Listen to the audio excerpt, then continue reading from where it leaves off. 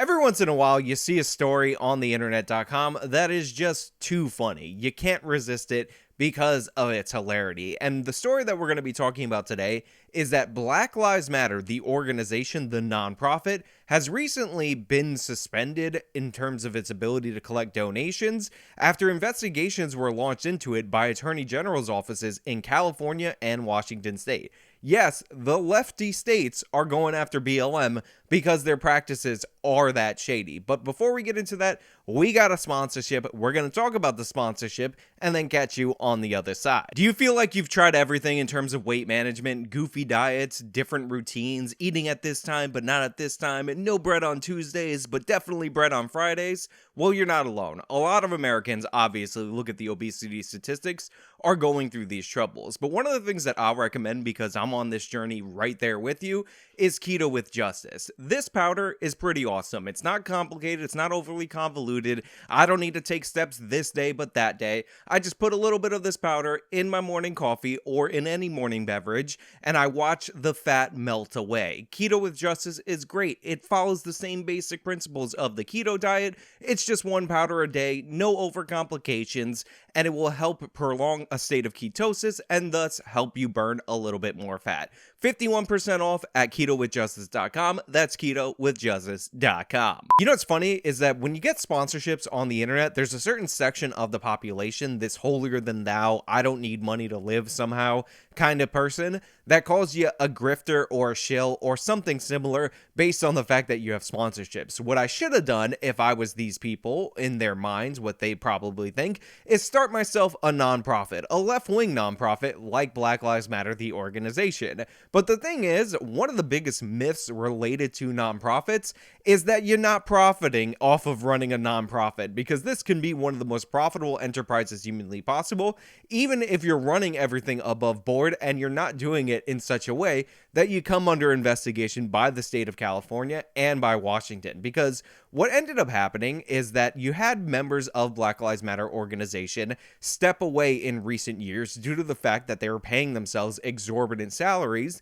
and that led to giant real estate binges, aka, as one of the founders did, when she was buying all this property, even though she calls herself a Marxist and she's super pro-black, obviously, Black Lives Matter, and these properties were being bought in rich white neighborhoods. Now, she tried to talk about how we're always advocating for black people to buy housing and buy property because housing is a good way to fight back against white supremacy. So basically, this woman buying mansion after mansion in upper class white areas is her fighting against racism, which I don't think people who donated to Black Lives Matter, the organization, actually had in mind when they were chucking their money in that direction.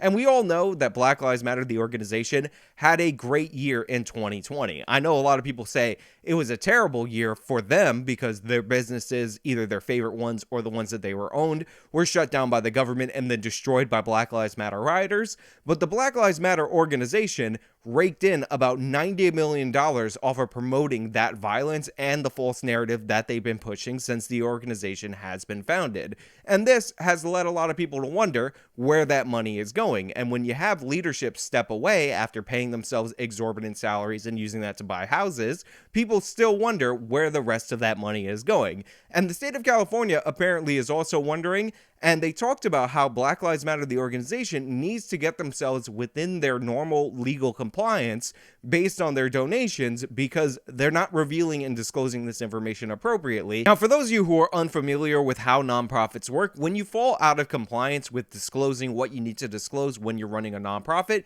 you're actually given a timetable to explain where the money is going. And the state of California actually issued them a 60-day timetable in which they needed to become current on all their filings related to 2020, the year that they made that $90 million. However, California actually went a little bit harsher, and credit where credit is due, in a state where nothing is prosecuted, in a state that basically has given in to Black Lives Matter in every possible direction, in that they just let criminals commit crimes with basically no consequences. They said, after this 60 days, just so you know, we are going to be finding the founders of the organization personally liable for the mistakes made by the organization, which is something that you almost never see happen. But again, we're talking about $90 million real estate buying binges by the founders of these organizations, and no real explanation about how that money was paid out to that person. So of course, Black Lives Matter immediately filed all the paperwork, came into compliance with the state of California, and they showed beyond any shadow of a doubt that their organization is clean as the driven snow and would never have any sketchy situation related to their finances. No, I'm just kidding. They missed the deadline, and in order to be compliant with California, they just stopped soliciting donations on their website in the state of California and in the state of Washington, because their books, and this is my speculation, are probably so messed up and so questionable, it's easier for them to just not solicit donations so that they're outside the jurisdiction of California than it would be to probably comply with them. Now, while the money issues being so bad that the state of California has launched an investigation and is threatening personal liability for the people who are supposed to be in charge of this for all the fines and fees, not liability against the charity, what's even more interesting is the fact that Black Lives Matter does not appear to have any leadership at all whatsoever. We talked about Patrisse Cullors when I mentioned the real estate buying binge. She actually resigned in May of 2021, and there were supposed to be successors to the organization that were supposed to be running it and taking responsibility for these finances. However, they never actually appear to have taken those roles. And there's backups to those successors as reported by the Washington Examiner, and essentially they don't appear to be in charge of the organization either. So what we have is an organization with about $90 million in donations from 2020, 60-something million are still on the books and nobody has any idea where it went. And now nobody is in charge of this organization. Nobody's going to be dispersing it. Nobody should be soliciting new donations, but of course, they're doing their best to solicit new donations. And it's just a crazy, insane situation. And all while this is happening, you have the founders who were buying up a bunch of real estate, claiming that them buying all these extra properties, these high-end luxury properties in white neighborhoods, was actually them fighting against white supremacy and fighting for Marxism, because remember, the founders of Black Lives Matter are in fact Marxists, admitted Marxists. Now, according to the Washington Examiner, again, I will link the piece in full, there are two people that are the only possible people or the most likely people that are in charge of this organization. Somebody called Bowers and somebody with the last name Howard. However, when the Washington Examiner actually reached out to these individuals to find out if they're the ones in charge of this organization, they did not respond. But by the way, that's kind of standard practice, a no comment or something similar to that. But what's even more interesting about their lack of response is that post that lack of response, these activists actually removed any mention or connection to the Black Lives Matter organization from their Twitter pages, which is really odd because based on the chain of command, based on the filings of this organization, the last known filings of this organization, they should in fact be the people running this once you factor every other person out. However, they're removing any association from Black Lives Matter, the organization, and I think, and this is just my speculation, this is probably due to the fact that this thing is a ticking time bomb, and whoever is in charge of it when it goes off might end up in jail. How ironic, the irony among all ironies, that the organization founded to protect black criminals is actually producing scammers and more black criminals. Wouldn't that be absolutely amazing? And the fact that the state of California, again, and Washington State are the people behind uncovering this. Where are the other attorney generals? Probably too many cowardly Republican attorney generals to actually go after this organization for fraud because they don't want to be called racist. And it's just amazing. A spokesperson for Black Lives Matter, the organization, actually did announce that they are trying to get into compliance in the state of California, and them shutting down their fundraising operations and all that are just a good faith way before they meet with the people that they need to meet with in order to work this thing out and get their organization top tier, first class all the way. And if I'm being 100% honest, nonprofits are incredibly shady, but you need a very motivated attorney general in order to prosecute the problems in these nonprofits.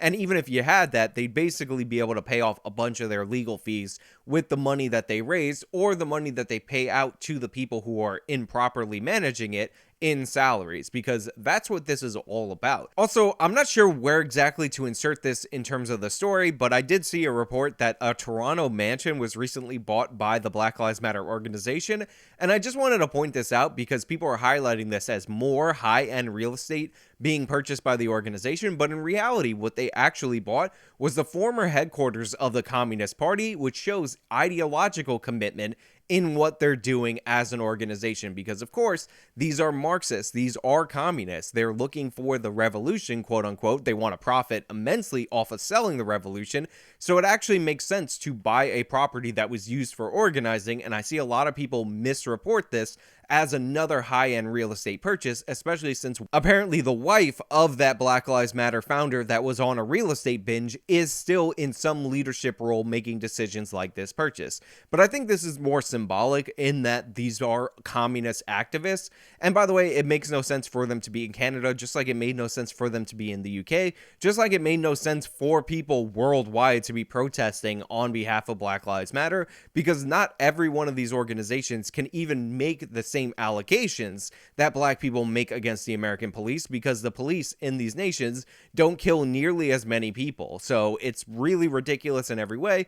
But I just wanted to point out and tell you what's going on with Black Lives Matter, the organization, so you guys can have an idea of how they're spending the money. And I do also want to say that a lot of people were very upset about what went down with George Floyd. A lot of people were very upset about the lies associated with Breonna Taylor. Remember, the George Floyd video, incredibly powerful. It spawned this whole thing, and a bunch of content creators like Markiplier, H3H3, Philip DeFranco, and all these mainstream content creators basically forced artificially Black Lives Matter back into the public consciousness. So people were donating money to this organization because everybody seemed to be on board in 2020, and they were doing so because they were actually seeing, because remember, we only had that initial video of the Floyd thing, what they thought was a black man being treated unfairly, and possibly because everybody was saying it was racist due to the fact that he was a black man. So all the people who donated money to Black Lives Matter, the organization, I could have told you if you would have asked me not to do so. I actually feel bad for you, because you probably didn't think you were going to be paying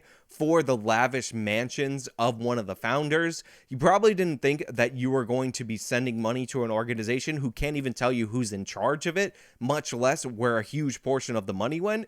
And you probably actually thought racism was this big problem in the nation, and if only you donated some money to this organization or organizations similar, because there's plenty of organizations with BLM in the name that turn out to be just straight up scams, that you are doing something good in the world. So I do feel bad for you in that regard, but then again, never trust these commies with your money, because they're going to use it to promote their commie agenda, while at the same time making sure they are exorbitantly wealthy, while at the same time claiming that their exorbitant wealth is actually them fighting against historical injustice. That's right, they're taking money directly out of your pocket, putting it into their pocket, and they're saying that they're fighting racism by making themselves richer. But hey, those are just my thoughts on this whole Black Lives Matter scam situation, potentially. Let me know your thoughts down in the comments below. Let me know if you donated money to Black Lives Matter, which, by the way, I sincerely doubt if you're somebody who's watching my videos, but let me know if you did anyway, so I can laugh at you. All of that in the comments below. If you like the video, you can show me by leaving a like. You can subscribe for more content. Follow me on all my social media. Support me via the support links in the description box. This has been me talking about BLM and their shady charity practices. Till next time.